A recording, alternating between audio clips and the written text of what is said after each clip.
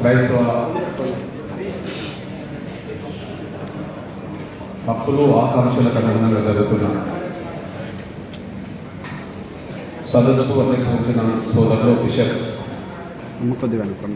Daniel Paul గారు, ఈ వేదిక మీద ఉండబడే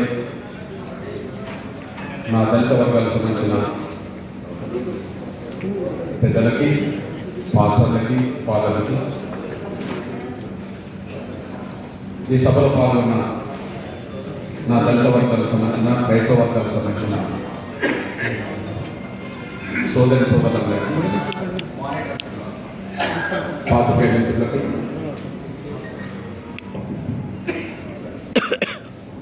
శ్రేయభిలాషులైనటువంటి వారందరికీ, ప్రతి ఒక్కరికి జైలు ఉద్యమం. నా దళిత క్రైస్తవ సోదరులారా, ప్రస్తుతం దేశంలో దళిత క్రైస్తవులు అనబడుతున్న వాళ్ళు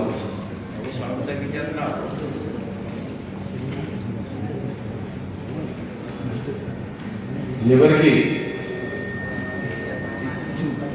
పట్టరాని వాళ్ళగా తయారయ్యారు.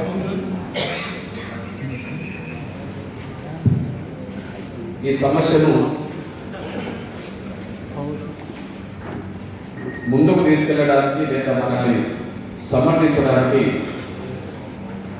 బహిరంగంగా ఎవరు కూడా ముందుకు రాని ప్రత్యేక పరిస్థితులు దేశంలో ఉన్నాయి. అది మనకు మొన్నటి తీర్పు తర్వాత జరిగిన పరిణామాలని మనకు అర్థమవుతున్నాయి. సుప్రీంకోర్టు తీర్పు ఇచ్చిన సందర్భం ఏదైనా కావచ్చు, కానీ తీర్పు తర్వాత దేశంలో దళిత వర్గాలకు సంబంధించిన ముఖ్యంగా క్రైస్తవ కుటుంబాలు చాలా ఆందోళన గురైంది, ఆవేదన గురైంది, అభద్రత భావానికి గురైంది. దాంతో పాటు ఇప్పుడు మన సోదరులు చెప్పినట్టుగా మనం ఏ విశ్వాసం కలిగి ఉన్నామో ఆ విశ్వాసాన్ని దృష్టిలో పెట్టుకొని మనం ధైర్యంగా చర్చలకు వెళ్ళడానికి కూడా భయపడే పరిస్థితి ఉత్పన్నమైన విషయం చూశారు. ఈ నేపథ్యంలో సుప్రీంకోర్టు ఆ జడ్జిమెంట్ ఇచ్చిన తర్వాత ఒక 5-6 రోజులు మీడియా ప్రచారం అంతా ఇక దళిత క్రైస్తవ సమాజం మా చేతిలో ఉండాల్సిందే, మేము ఏమి శాసిస్తే అది శాసించిన దానికి అనుగుణంగా పడి ఉండాల్సిందే, వాళ్ళు ఇక ముందుకెళ్ళడానికి అవకాశం లేదు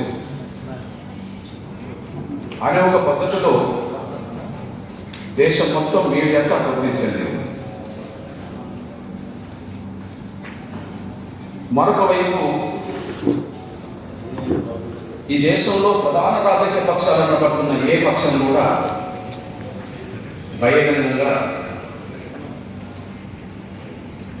ఆ ఆర్డరే తప్పు, ఆర్డర్ను బేస్ చేసుకొని ఇచ్చిన తీర్పు కూడా తప్పు అని చెప్పి బహిరంగంగా ఏ ప్రధాన రాజకీయ పార్టీ కూడా కనీసం ఆ తీర్పును ఖండించడానికి కూడా ముందుకు రాలేదు. అక్కడ మనం స్పష్టంగా అర్థమైంది 3 అంశాలు.